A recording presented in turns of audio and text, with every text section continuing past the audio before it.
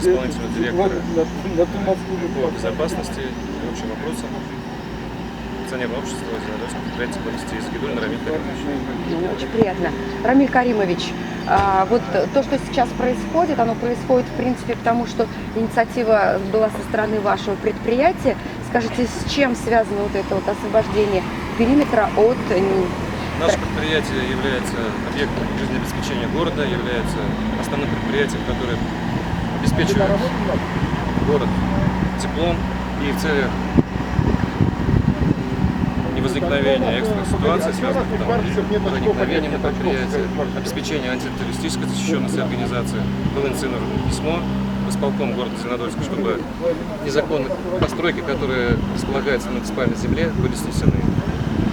Это связано с обеспечением мероприятий по антитеррористической защищенности, которые в настоящее время находятся в площади Нафтогаза.